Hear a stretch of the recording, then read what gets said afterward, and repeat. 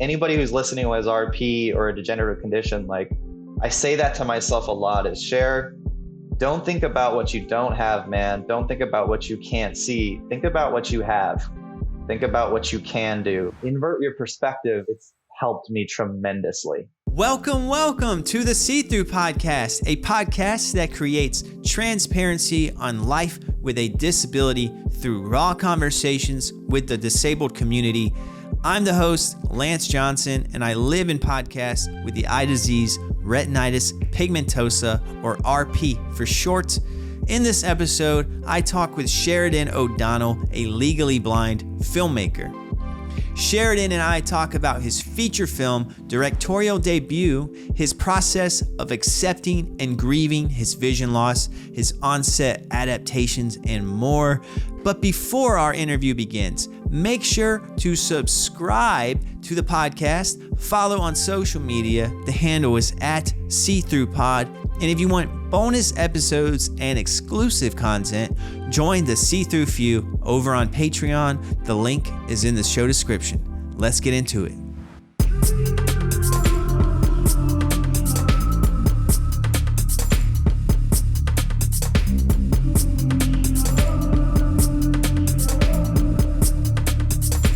Sheridan O'Donnell, welcome to the See-Through Podcast. Hey, thanks for having me. How strange is it that me and you have never met, and now I'm interviewing you? Not strange at all to me, but we have similar glasses. Yeah, we do. Also, we almost met. I was in New York for a little while. You know, I saw that on your Instagram. Yeah. What brought you to New York? I was in town shooting my last day of shooting for my feature film that I'm working on. Okay. And that feature film is called Little Brother. Yes. We're definitely going to dive deep into that in this episode because, you know, I'm very excited to talk to you for a lot of reasons. I've had filmmakers on this podcast in the past, but the fact that you just came off of your first feature, you have a similar history. You've made a lot of short films. You've done the film festival circuit. You've done that whole thing. And I've done that myself, not quite to the scale of your career. But not only that, you have RP. I have RP. We have similar glasses, like you said. So we have some things in common. So, different hair. Yeah, different hair. A little bit different. And I'm excited to pick your brain, man. Well, yeah, no, I'm excited. I'll set you up with a softball question. You know, introduce yourself to those listening who are not familiar with you. Cool. So, yeah, my name is Sheridan O'Donnell. I am a writer and director. I was born in Texas, but I grew up in New Mexico. And I live in Los Angeles, California now. And yeah, I've been making movies for the last 12 years. I'm 32. And I was diagnosed with retinitis pigmentosa in January of 2020. So yeah, I've been identifying as legally blind since then. I'm half Korean. My mother is from Seoul, South Korea. My father's from Southeast Texas. So I'm multiracial and right on. Yeah. So you were diagnosed in 2020, January 2020. So right before the pandemic. Yes. So like what a start to that year, man. Yeah, it was. So I'd been living in Albuquerque, New Mexico. I had a production company there making movies and closed my production company. My wife and I finally kind of got our things together and was like, okay, let's make the leap to Los Angeles, both for our careers and for just our lives. And so we in December of 2019, we were essentially moved out of our place, and I went to see an optometrist because my wife thought I needed glasses, which it turns out I did need glasses. So that's why I wear glasses now. But the optometrist there saw some funky stuff on my scans and said, you should see an ophthalmologist when you get to LA. It's no big deal. But they did mention rod cone dystrophy, which we then Googled and were like, wait, this does sound kind of like a big deal. What is this?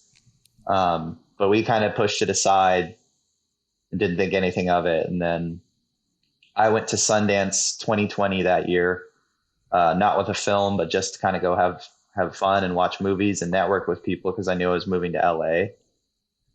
And I was on kind of a high. I was moving to Los Angeles. I met a bunch of people there who were from LA. I felt really set up. And then 2 weeks back from Sundance in LA, went to see the ophthalmologist, and they told me, you have RP, you already have 10 degrees of central vision, so it's been progressing for some time.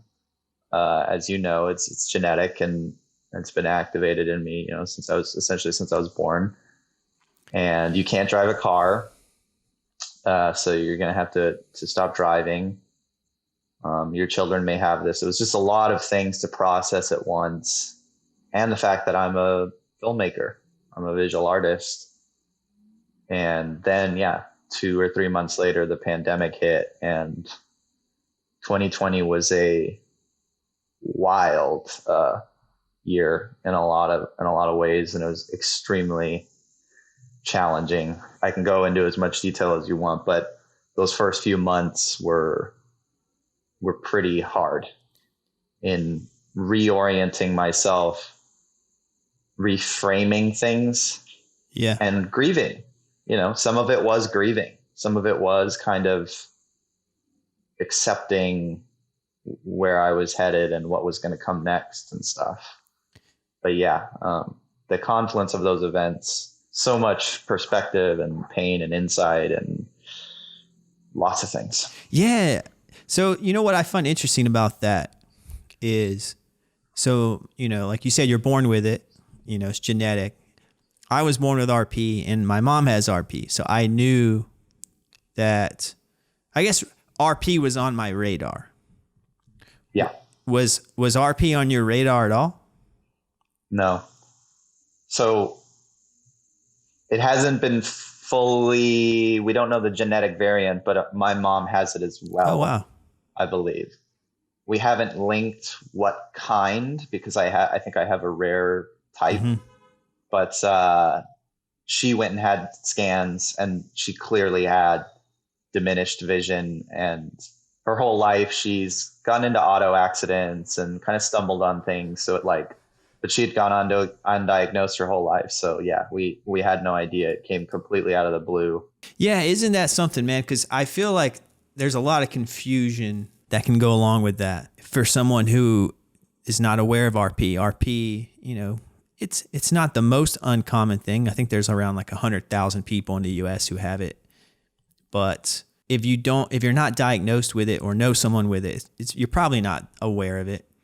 And then someone like you who's like all in on this filmmaking journey that you're on, like you said, you've committed, you moved your home base to LA, and then now you're told you're diagnosed with being, not only are you diagnosed with RP, but you're diagnosed with being legally blind. So how does that work? So your girlfriend is like, you need to go to the eye doctor. She must. My wife. Your wife. Yeah. Sorry. So your wife. Wife is like, you need to go get your eyes checked out. So she obviously thought that you had some diminished vision. What was your perspective like? Did you think that you were legally blind? Because from the outside perspective, that might confuse some people. How do you go from being undiagnosed to diagnosed and legally blind without knowing you're legally blind? Yeah. So for anybody listening who doesn't know, although Lance has RP, so I'm sure many of you do know, retinitis pigmentosa is kind of, in most cases, a slowly progressive disease. And it kind of, moves along at a pace where you can kind of be unaware of it. So looking back on it, once I got diagnosed, I was like, oh yeah, I remember walking into people if I was looking down at my phone.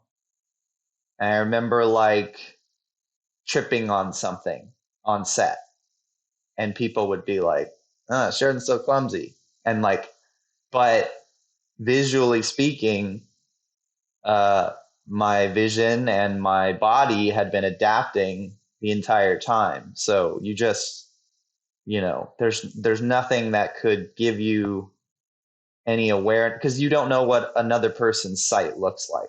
All you have is your own perspective. Yeah. So I had it's a few certain things I looked back on were obvious, but other than that, I had no idea. And then the other thing that happened was, which I believe is the case with some people with RP, is it kind of activates and becomes a little bit more aggressive at a certain point. So I think I was reaching some kind of a crest, Mm. Or some sort of swooping upward motion where, since being diagnosed, I've lost a decent chunk of peripheral vision quite quickly. Like now it is very noticeable, and all those blind spots and scotomas that I had are more intense, more obvious, and I do, have a cane that I use if it's dark or crowded. Um, and it just seemed like I reached some kind of, tipping point in my vision loss. Yeah. I just find that so interesting because I was diagnosed when I was 12 years old because my mom has RP. So the eye doctors wanted to keep an extra close, eye on my vision. So they picked up on it early. So I had years, even though I was younger and kind of naive to what it meant, I had years to kind of process it. And I also had visual evidence of what having RP looks like because I could watch my mom and how she gets around the world and whatnot. So my mom is legally blind.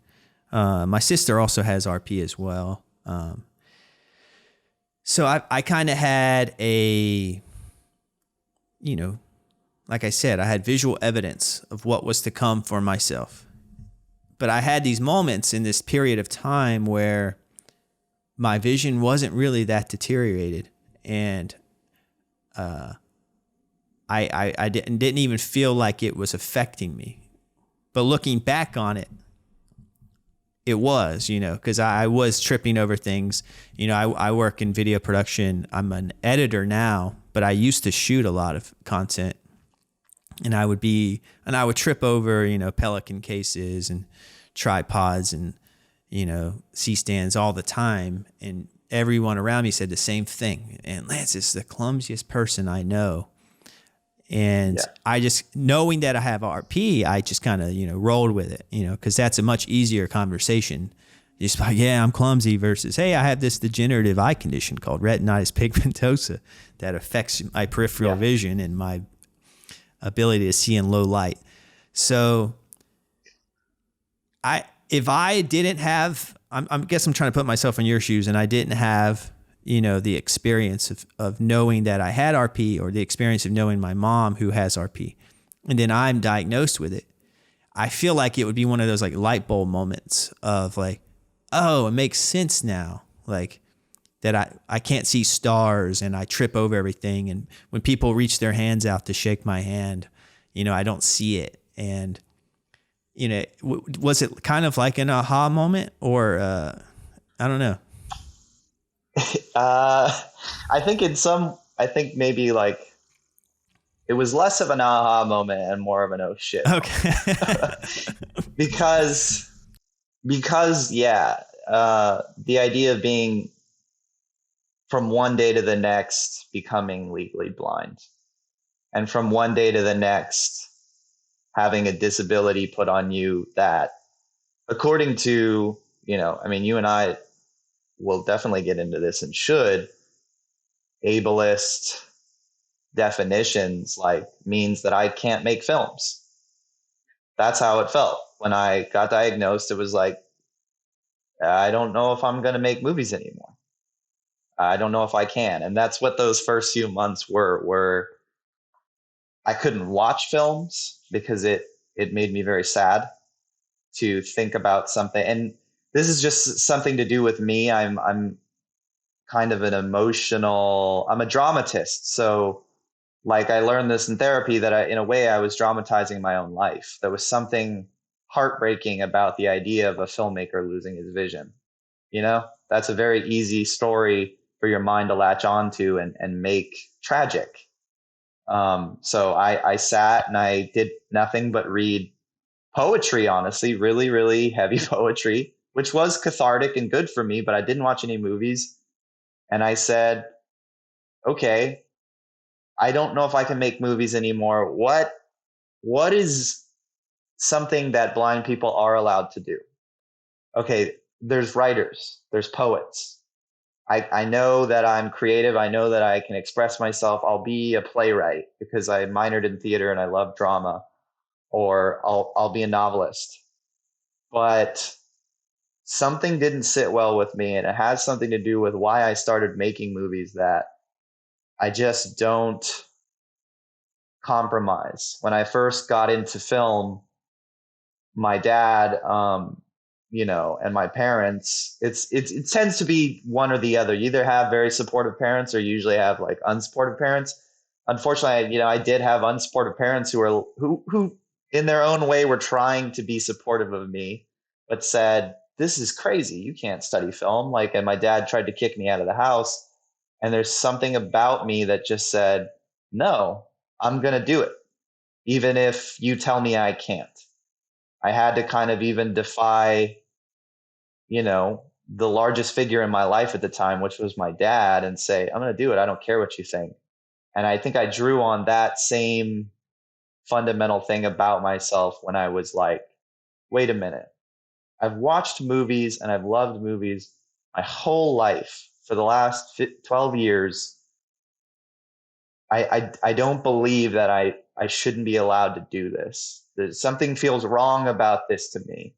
And integrity and character and all these things, vulnerability, courage, it's all has to do with things that I'm interested in as an artist. And I was like, I gotta find a way to keep doing this. So I kind of, yeah. And I thought I'm sure you've had discussions about this, or maybe you haven't, but I've also thought that movies are, you know, there's a reason that theater in the 40s, 30s through the 50s was like the most popular form of American entertainment, and literature was that, like, movies are modern day literature. They are, it's the number one thing that culture, talks about, and how we affect change. So it's like, why shouldn't a blind person be able to contribute to that, even if they can't conventionally or traditionally, or however you want to put it, see it, physically see it? Like, that was another thing that I was like, I don't want to write a play.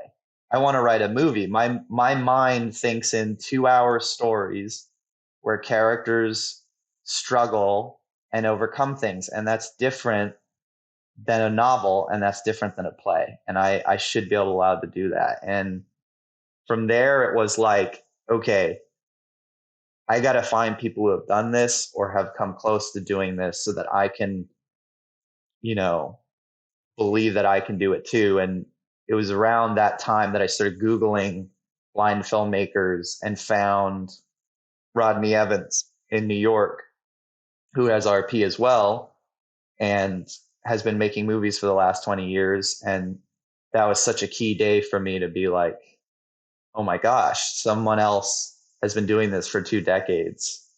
And if he can do it, I can do it. Yeah, I'm familiar with Rodney. I really like Vision Portraits. It's a great doc. In fact, Yeah.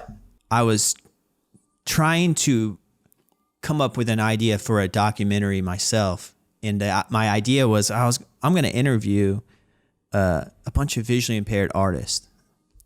And then I was doing my research, and then I found Vision Portraits. And then I was like, oh, someone's already done that. And then I was kind of bummed at first because I thought I had this like great idea. And then that idea kind of transitioned to, I'm going to just have a podcast and talk to people. So I kind of like that's kind of part of Rodney. He's kind of part of the origin story of the See Through podcast.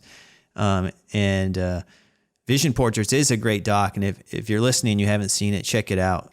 It basically is a documentary made by a filmmaker with RP, and he talks about his journey as a filmmaker, but he also interviews and covers other blind artists, photographers, dancers, and it's very neat, very neat. Go check it out. That's interesting that you found Rodney and it kind of helped you as well. And yeah, I think, Can I ask you a question real quick? Yeah. Because I don't want to forget it. And I think an interesting one. Part of what I've thought a lot about the idea of, had I known had RP, what if my mom had figured out she had it, and when I was 19 years old, she told me, because I have a buddy who has RP, Andrew Leland. He's a writer. He's known since he was younger, and we talk about the differences of being aware of coming into your disability versus sort of an overnight thing like I experienced. You knew you had RP, and yet you also chose to be in the visual arts. Yeah. What was that process like? Because I think that's something that not a lot of people would do, and it's something that I would hope that I would do, and I think I want more people to do. Yeah. And I think it ties into what you were just talking about. Is it's just who I am, So like when you made that decision to, go to film school, you did it because it was it made sense to you. You're passionate about it. You actually wanted to put your energy into it. And whenever in high school, I was making some like really silly films with my friends and just had so much fun, making these little films and videos, that I was like, oh, I'm going to go to school for this. And at the time, I guess I'll say this. I can't give myself too much credit, because in high school and in college, my RP didn't really affect me that much. So it almost didn't feel like it was going to have as big of an impact as it actually was going to have. So I was kind of naive. I'm not going to sit here and be like, oh, I'm so brave and I just decided to go into it because I'm so passionate about it. At the time I made those decisions, I knew I had RP. I knew it might, but at the time it wasn't affecting me. And at the time, that's all I cared about, was going to film school and making videos and just being creative and making things. That's all I cared about. That's the only thing I knew I wanted to do. I knew I wouldn't be good at other jobs, Yeah. And then when I made that commitment, I'm still happy I made that commitment. I don't see myself doing anything else, but I kind of had to slowly adapt from there. Well, like I said, I went from shooting video to now I just edit it because it makes more sense, because I can just stare at a screen, and work my own way, my own methods. But in a sense, we're in the same boat, because I think about too, if I knew how impactful RP was going to be for me, would I have went into the career field I went into? And I think at the end of the day, I would have. I give myself credit, but at the same time, I admit that I was a little bit naive when I was making my career decisions. I mean, where I'm at right now about all this is like, before I shot my feature, I spoke with Joe Strecce, who I'm assuming maybe you're aware of.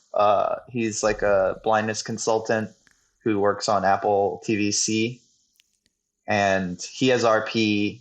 He's, I know it's a spectrum, so he's probably like heavily visually impaired. Mm-hmm.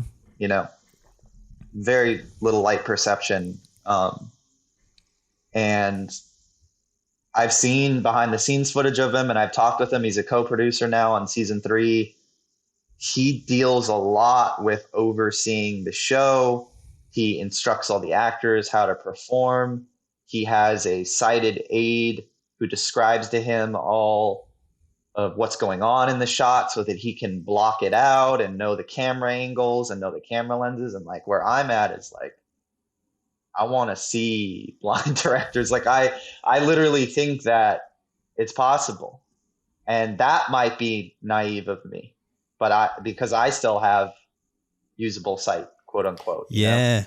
But I just, I'm in a very weird spot now, because I've just finished my first feature and I'm gearing up for like what comes next. And I'm going to make another one. Like I will, because I did this one, and I'm just like, if Joe can do that, if I can do this one with 10 degrees, then I can do this one with 5 degrees, and I can do this one with 2 degrees, then maybe I can do it, then maybe anybody who's severely sight impaired, like, can do it as well. Like, I don't believe that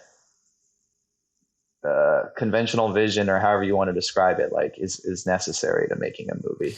I don't either. And, I haven't made a film in a while.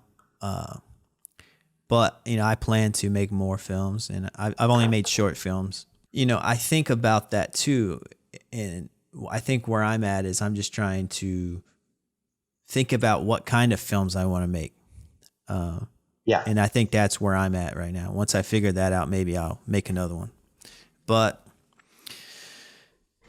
I don't think it should prevent anyone if you're visually impaired. I don't think it should prevent you from making a short film or a piece of art, because you will have to adapt. You will have to do things differently. Like, I'm sure when you were on set for your feature, I'm sure you had to have a different approach to directing.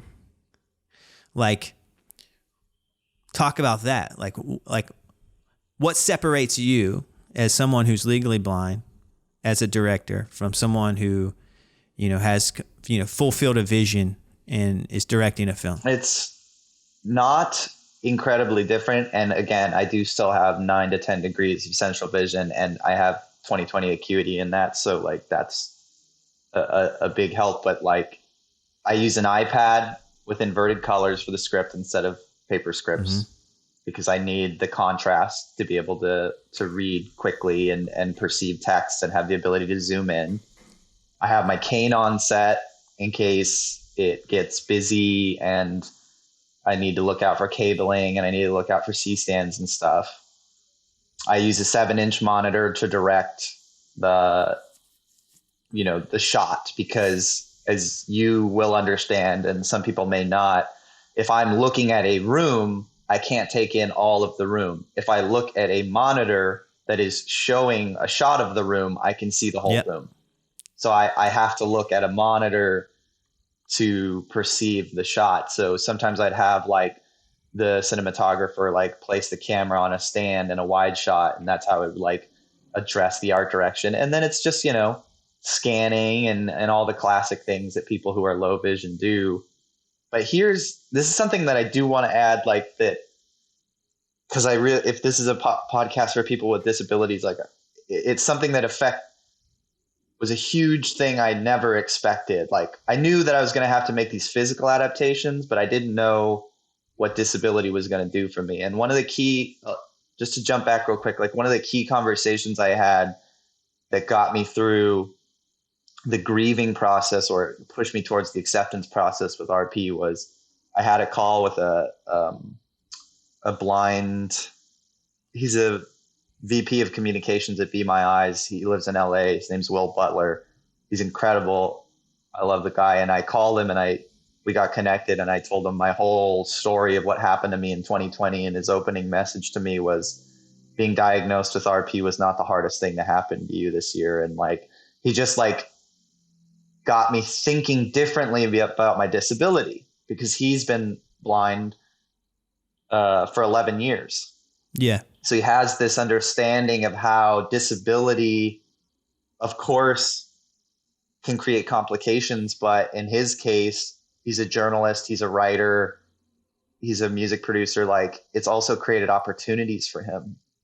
And it's also sort of given him a lot of perspective. And he told me, way before I even was in production on my movie, like, you're going to be surprised one day what blindness is going to give you, because you think it's always going to take, or it's always going to you're going to trip over it. And when I started making this film, I knew I wanted to be very public about my disability, because it's just who I am. I have to just say, it makes me very uncomfortable. I get very anxious having to, like, wonder what you were saying of, like, do I have to have that uncomfortable conversation? What if I knock a drink over at lunch with the actor? What are they thinking? Like, I'd rather just be like, hey, I'm legally blind. I walk a little slower. I mean, need to do this or that. Like, that's my personal opinion, and people can have, obviously, yeah, they have their own relationship to disability. But so when I was writing letters to the actors to ask them to be on the film, I included the fact that I was diagnosed. I included the fact that it was going to make it a different experience, and maybe in some ways a special experience. And directing and filmmaking, to me, it requires a lot of vulnerability. Working with actors is all about getting on their level and sharing things. And it's not about the lines. It's actually when you sit on the back porch between setups and you're telling stories about what this next scene is about. And you might actually just say some bizarre anecdote from when you were a little kid and you had this fight with your little brother. So it's so vulnerable. And that's what disability gifted me was, I got to talk about my disability with the actors, and I got to talk about to them how special it was to me that I was making this movie, that it was happening, because there was so many months in 2020 where I thought it wasn't, or I thought I was going to give up on it. And I believe that openness and that vulnerability led to a better film, that they trusted me more. And that's essentially what Will told me. Was he was a journalist, and he used to say, when I would walk in with my cane, the first 5 minutes of a conversation I would have with an interviewer or with an interviewee would be about my blindness. And it would be this first step of sharing something about myself. And that transference of that would allow them to trust me more. And we would have this deeper connection. And I kind of want to think about that and think about moving forward, like maybe me being a legally blind filmmaker. Yes, of course, there's the physical adaptations, but what if there's like strength in, my relationship to disability? What if it allows me to be a better filmmaker in ways I couldn't have predicted? So I believe that's true of my film that I just made. So I just want to put that out there for everybody, because yeah, I didn't believe it when he said it's going to, because when we talked and he was like, it's going to give you things, I was like, what? I'm losing my vision. Are you kidding me? It's not going to give me anything. And he was right. Yeah, man. I absolutely love what you just brought up. And I got chills, honestly, when you said what Will told you, it's going to give you things. And I'm experiencing that now. It took a long time for me to kind of accept RP, and I think that's a big part, because you talk about the physical adaptation, right? Everyone has to adapt to the physical aspects of their disability. But a big thing that I like to talk about is, the mental side of that.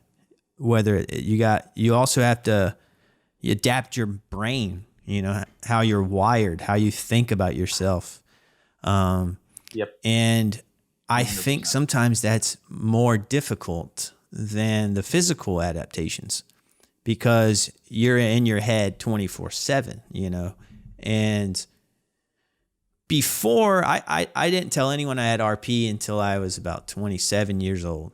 And I knew I had it since I was 12, and I would work with people, and I would be slow, like kind of like what you were describing. I'd walk slow, or I trip over things, and then I always had an excuse for everything. And I just got tired of making excuses, and eventually I told my employer that I had RP.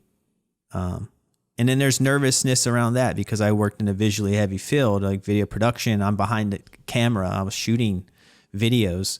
And then you have to admit to your employer, hey, by the way, you're the guy you hired to shoot your videos has a visual impairment that causes legal blindness in most cases. And I didn't want to put my career in jeopardy. And so I just kind of pretended for a while. And then my vision deteriorated enough to where I couldn't really pretend anymore. That's why I moved to New York. That's why I edit now. But I guess like whenever I actually came out, I say it like that. Like it's almost like you have a coming out as someone who's disabled, and Totally. you have to announce it. And then I was so scared to do that, but once I did, like my life has been so much better.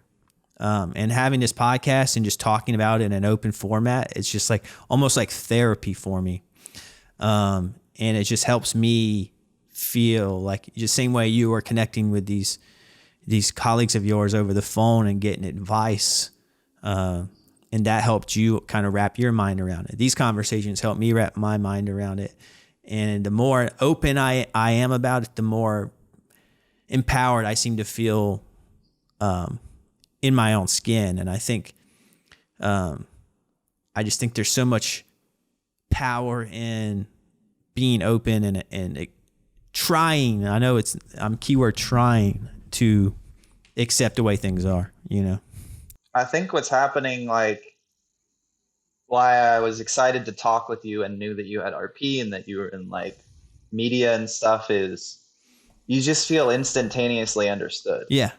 Like if I was working on something, I wouldn't hesitate to hire you if I thought you were going to be good at something. You know, there would be no question in my mind of like Lance's abilities. Like I would just be like, cool, he's great, he's cool, he's kind, like we're going to do something together. And I think you would be the same with me, because we understand what disability is and we understand what blindness is. We have this perspective on it, and that I'm hoping will just, I mean, it is changing, and I hope it continues to change to where that nervousness, I felt exactly the same thing you did when I came out. It was like, I had a production company. Well, I closed my production company, but I kept all the clientele and I was doing commercials. And I thought to myself, I could literally be severing ties with my finances, you know, like which financial stuff is a huge employment. It's such a big thing for people with disabilities. Like I get it. I understand why I would even keep it under wraps, because I was like, I'll direct commercials for as long as I can. But it just became such a great burden to hold it in that I was like, they're either going to accept me for who I am and get that and understand that, and we're going to keep working together, or they're not going to accept it and they're going to show their true colors, in my opinion, and I don't want to work with them. Yeah. And we treated that, we sort of followed that same principle when we were looking for financiers, when we were looking for investors, when we were going out to people who were going to work on our movie. Is my producers were very supportive of me when I wanted to go public about my disability. And I said, what if a financier is like, are you kidding me? I'm going to put this much money into a movie with a guy who's losing his vision? Then we don't want to work with that guy. And what I realized now too is that's not something that just happens to people with disabilities. That's life. There's so many people we realize we're not in line with. Like there's a million people in this city in LA that I don't want to make films with, because they don't subscribe to the value system I believe that cinema can be, or they're all about commercial profits, or they're all about bottom line sales and things that I don't think movies need to be. So like, why is it any different when someone's like, I can't wrap my head around this? And so the visibility part of it is so important, and putting people with disabilities in positions of power and all the things conversations that are happening are so important, because man, I'm in conversations with like the 1 in 4 Coalition, which is an organization in Los Angeles all about like hiring disabled people in the film business. And like, it's such a joy to talk to them, because they look at me and they see my screenwriting ability, they see my directing ability, they see my resume, and they're very impressed. And blindness is not even a thing to them. They're just like, cool, we understand he's got a disability, but it doesn't. And, I don't know. I'm going to keep pressing forward. And sometimes that can be a thing. I don't know if you've ever experienced this, Lance, but like sometimes I feel like I'm making a bigger deal of blindness than even other people in my life who are able-bodied are, where I've shared it with an able-bodied person thinking, oh, they're going to have all these negative stereotypes about what it means I can do or can't do. And then I share it with them and they're like, okay, like, and it's not a big deal to them. And so like part of my journey as well is like realizing, you know, I didn't even know this expression, but I just did a talk on it. It's very apt, I think, for what the process has been for me, which is internalized ableism. You know, Yeah. it's like being ableist towards yourself and limiting yourself. And yeah. No, definitely. And, you know, I think about that sometimes too. I remember when I told my now wife about RP, you know, so me and my wife, Natalie, we met, things were going well. And then I had this thought in the back of my mind. All right, so when am I going to drop the RP on her? You know, so I'm sure you had to deal with something similar. And I remember when I told her, I thought I was so like, you know, I basically what I did, I was like, I told her and then I texted her right in front of her, even though I was sitting right in front of her. I texted her an article on RP and what it was. I said, I told you what I have. Do your own research. And then she was like, okay. And then it didn't even faze her, which is a great sign, which is probably why we're married. But Yeah, like, exactly. 2 points. One, it didn't really seem to bother her that much. So again, I overhyped it in my mind, at least when it came to how she would react. Two, kind of going to your point of like who you want to work with, you know, let's say I told her and she was like, I don't think I want a life like that. I don't want to be, you know, potentially having to be your caretaker or have to guide you down the street, you know, or drive you places. Like, that's not really someone you want to, you know, link permanent lives with. So yeah, it kind of works in your favor. You kind of weed out people who you don't really want to be around. And simultaneously, when you do find your people, it kind of helps you downscale the negativities you might put on yourself, you know, because you're around people who are more positive. And I think that's very key. If you have a disability and you're around people who make you feel like shit, then you need to find new people, you know, because there are tons of people out there who will accept you.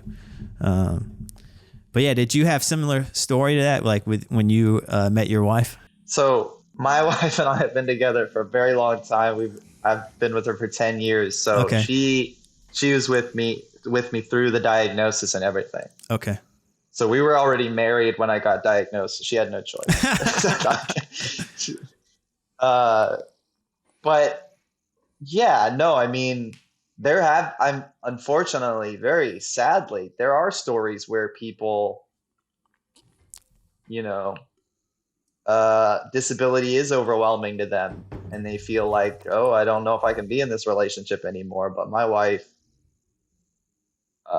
that's just not how we, you know, what is a relationship? I talked a little bit about this with like some legally blind people I knew and some people with RP, and someone put it really well, that it's all these people that were commenting about it or something were like, a relationship isn't just in who drives who where or who makes the most money.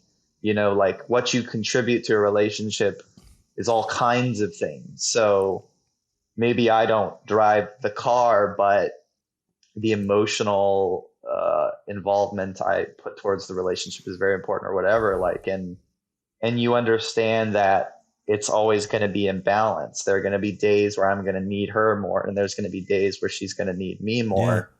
Yeah. And that's the beauty of a strong relationship, is that you're willing to hold them up when they need you and they hold you up when you need them. And it's not about any of that. But yeah, it almost seems like in relationships, it's further along than it is in employment. Yeah. Because if that makes sense. Yeah, like employment is Like, it's still pretty outdated in terms of accommodating disabilities. it's just in the last 2 years of my life, because in January, I'm coming up on my 2-year anniversary of my diagnosis.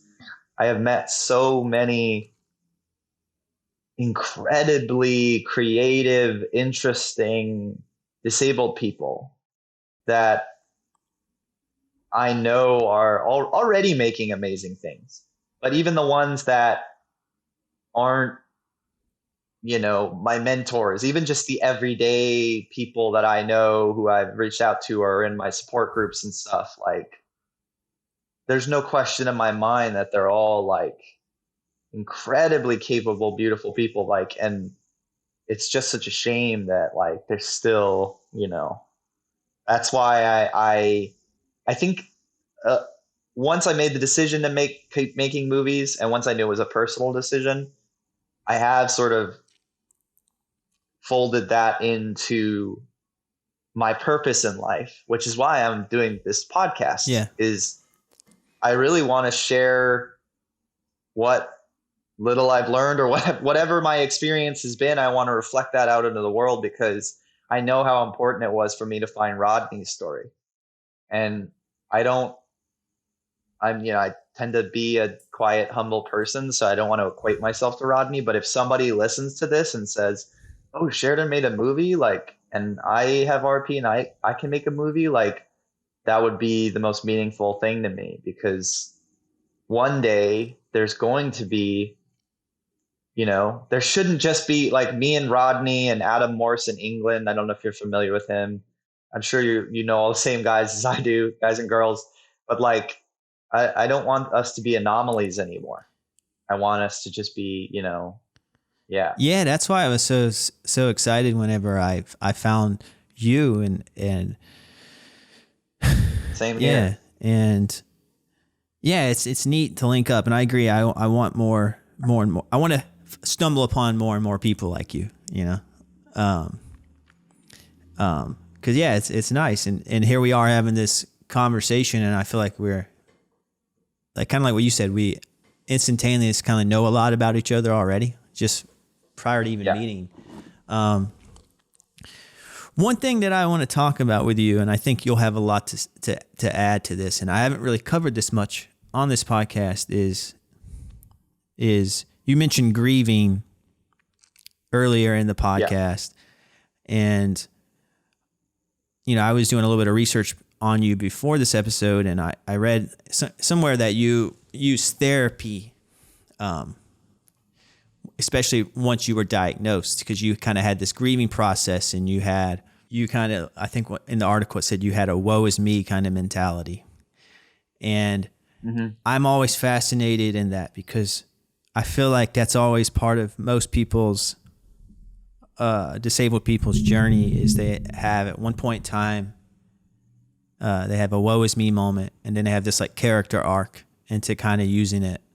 I mean, some people never have that character arc, it varies for everyone, but in your instance, how did therapy help you change your mindset? So I got diagnosed. I was down, depressed, windows drawn, doing nothing for 3 months straight. And it was my wife that was actually, because she had done a little bit of therapy, that was like, I'd never done therapy in my life. And she was like, you should consider therapy. And I had the same response so many people do. I don't need it. What does that mean? It's too expensive. I don't have the time for it. And I fought it and I fought it and I fought it until it got so bad that I was just like, I'm willing to try anything. And I got in, and really all it was for me was a place to safely express myself.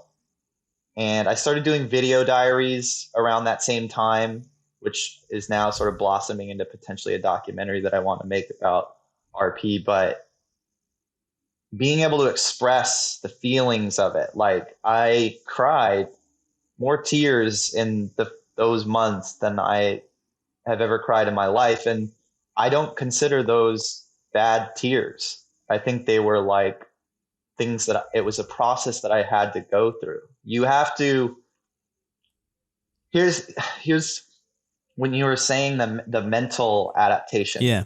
or the mental aspect of disability. For me, it was human beings, and I'd argue Americans most of all, they project the future. They create a future for themselves. And, they call it the 5-year plan, the 10-year Yeah. plan. I feel like I had a 40-year plan. I literally was and a lot of that, we won't go into it, is just something to do with my anxious nature and trauma and stuff where I need everything to be sort of figured out. And so I was a very organized, sort of rigorous person prior to my diagnosis. And I was like, okay, I'm going to make my first feature by this age, and then I'm going to make my second feature by this age. And it won't be as good, but I don't like, I'd studied directors' careers my whole life. I was like, I want to have a career. I don't want to just make one good film. So getting diagnosed was like, I forgot how I put it once when I was writing it in a diary, but it's like you're grieving a certain life that you might have had, and you still have life, and you are going to live a full life, and it's going to be different, but that projected life that you have is going to Yeah. change. I imagined that I was going to be an able-bodied person who's going to drive cars and going to see till the end of my day, see fully vision till the end of my days. And that person, that trajectory did change.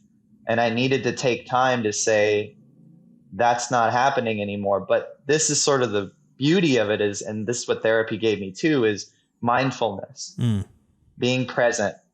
And with RP, I don't even have to tell you, Lance, I know you have to be very present.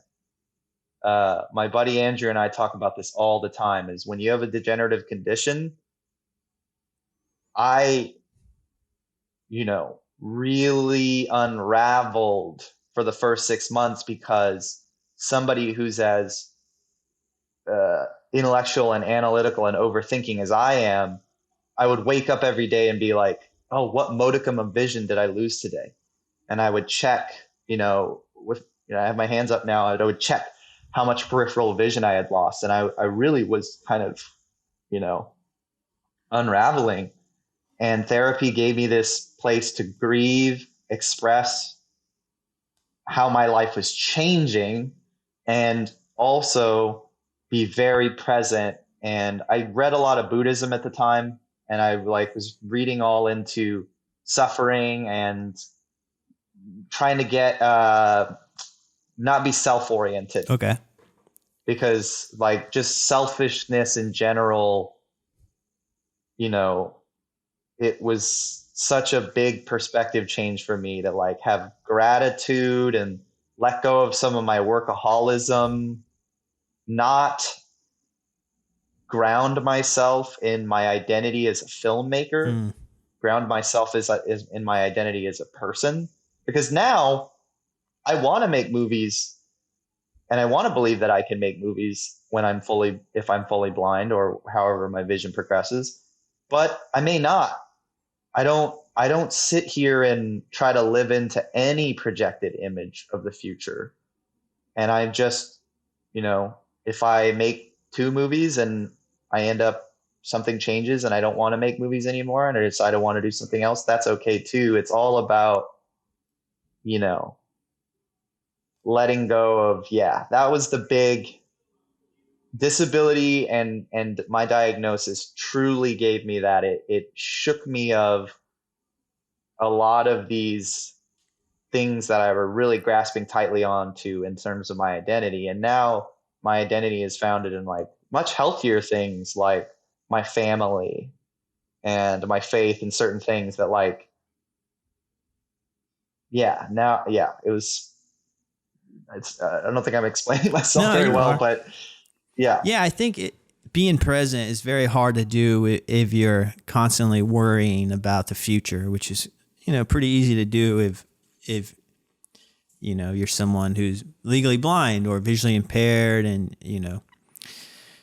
you're like, you're trying to think about your career because, career equals money, but it also Yep. equals fulfillment, in terms of just, you have this passion for filmmaking. What happens if that technically could be taken away from you?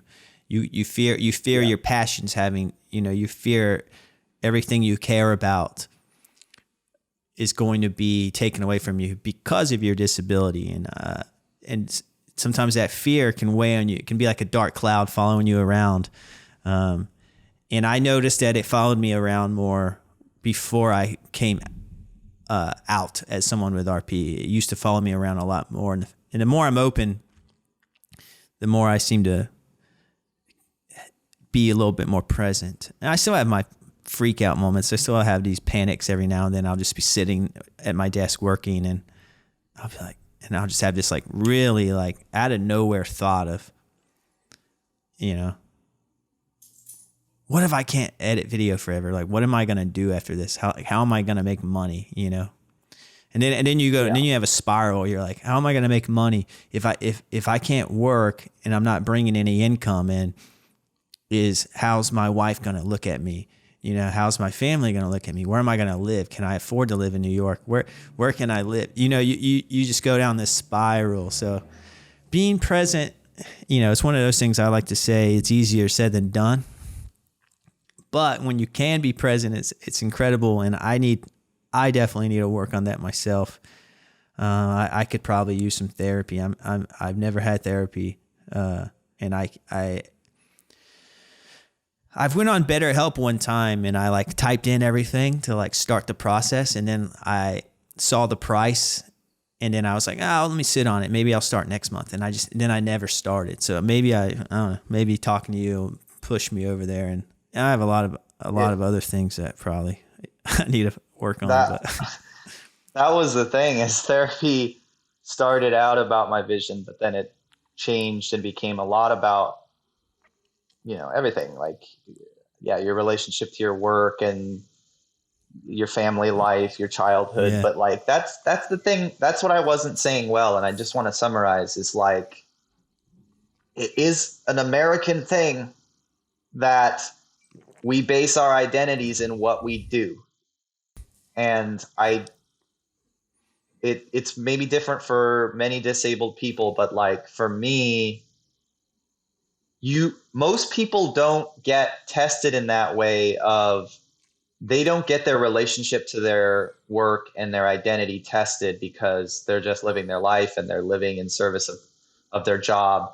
But when you wake up one day and you're like, oh, the thing that I've been obsessing over every day, every minute of every day for the last 12 years, I may not be able to do again. That'll quickly show you how important it is to you. yeah, And my personal philosophy is it should not be that important to you because, and then I don't know if you're familiar with Brene Brown. I'm not.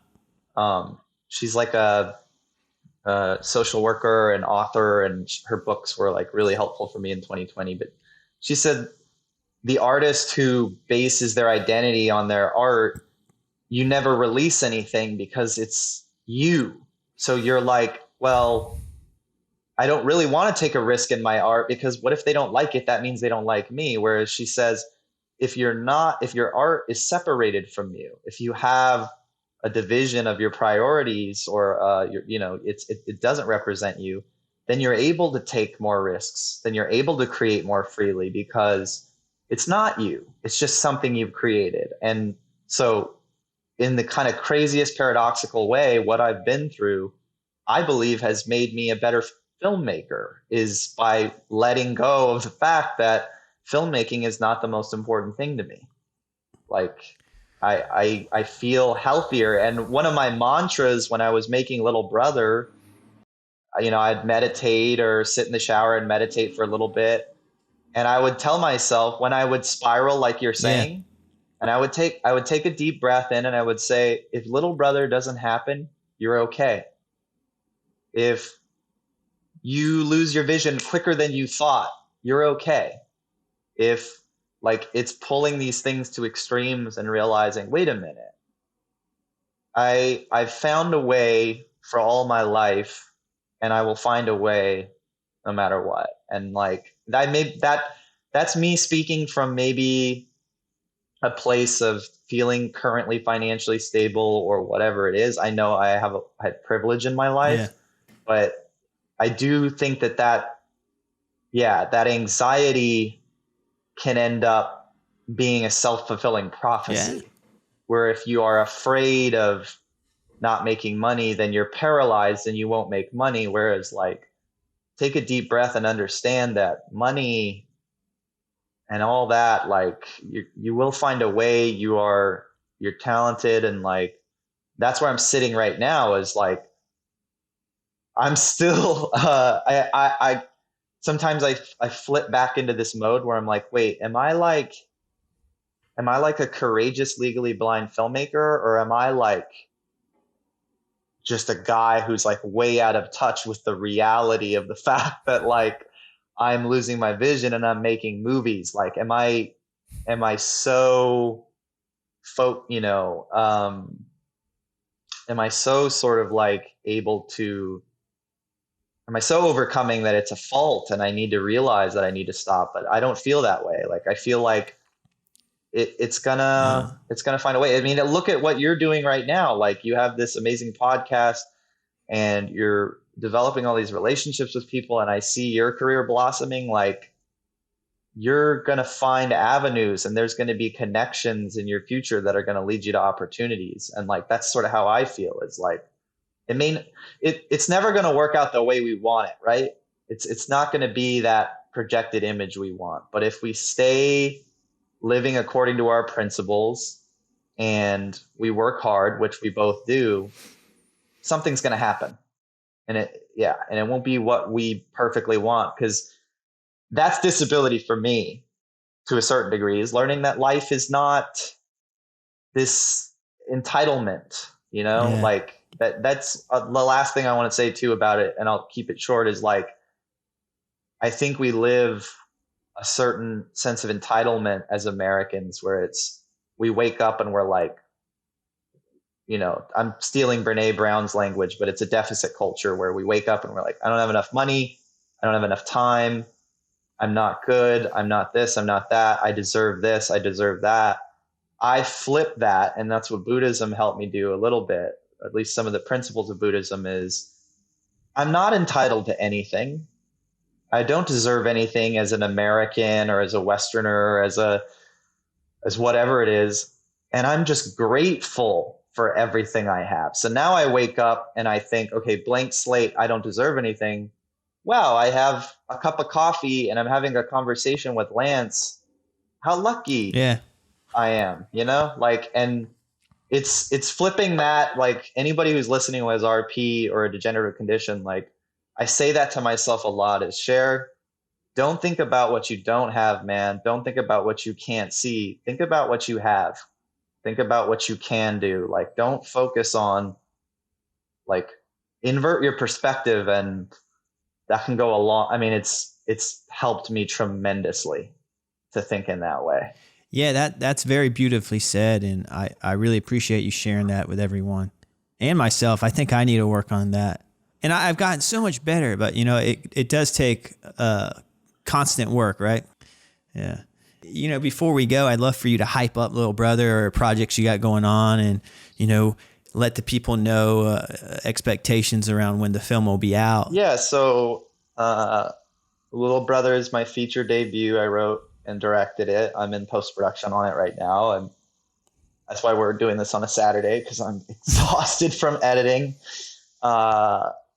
It tells the story of two brothers who go on this cross country road trip. One of them has a mental health disorder, and he's attempted suicide at the outset of the film, and he's kind of been like perpetually suicidal his whole life. And it's based on a friend of mine who died by suicide when I was 24, and some personal experiences in my life related to suicide. And um, yeah, it stars two wonderful actors as the brothers, Philip Ettinger and Daniel Deemer. Dan was in this awesome Netflix movie called The Half of It, and Philip was in First Reformed. I don't know if you saw that A24 film. Yeah. It was, Great and film. he's also in this great HBO show called I Know This Much Is True. And Love then that J.K. show, Simmons is also in it, which is J.K. Simmons is mind blowing in it as well. And we are gearing up to finish the film in probably early spring of next year. It's quite the process, and submitting to festivals in, spring and summer of next year. And it takes so long. It's such a long process. So it may not be coming to a theater near you for, another year or so, but I'm very, very excited about it. And, you said this earlier in the interview too, like I do sit at this weird zone because I wonder when the movie comes out if the headline about it is going to be blind director makes movie. And I feel like that would be a disservice to the story that I'm trying to tell, because mental health really is the focus of the film. And yet at the same time, when I do press, I want to say I am legally blind. I have RP, because visibility, as we just talked about, is so important. Yeah. So it is kind of like you said, Sheridan, director, legally blind. And I'm excited for the world to see it because of the story, and I'm excited for the world to see it, to understand that legally, used to, I wanted a film to be successful probably because of ego or something. Now I just want the film to reach people because the story is so meaningful to me, and I think it'll be meaningful to people. And because the bigger the impact or the bigger the reach it has, the more people learn about blindness. And it still is something that isn't seen and talked about a lot in representation on screen, TV shows, streaming shows. I mean, there's 1,000 streaming shows, and blindness is still somehow just a sliver of that spectrum, And, that's what the documentary will be about, which we can talk maybe on another episode one day. But yeah, it's so important for me, for people to understand what RP is. And it all starts from there. It all starts from just, if everyone in the world, all my friends now, all my family have such a deep understanding of disability because I'm disabled. If everybody just had that person in their life, then they would understand blindness. And that's where media and these cultural things are so important, because then maybe we will be at that place one day where everyone has at least some perception of what blindness is. Yeah, I agree. Yeah, media plays a lot into that, just our knowledge of anything, so definitely got to get more, disabled people in the spotlight for sure. But Sheridan, I think that's it for this interview. I could go for forever, honestly, but like you said, we'll save it for another time. And I want you to enjoy your Saturday, your day off from your post-production schedule. So you can visit your website. It's SheridanO'Donnell.com. I'll have a link in the show description. You can watch some of Sheridan's short films on there. I watched a couple this morning. So check that out, and keep an eye out for Little Brother. I'm very excited for Little Brother because the cast is stacked. You're the brains behind the story. I'm invested. I can't wait, man. Thank you so much for your time. Yeah, thank you so much. It was such a pleasure, Lance.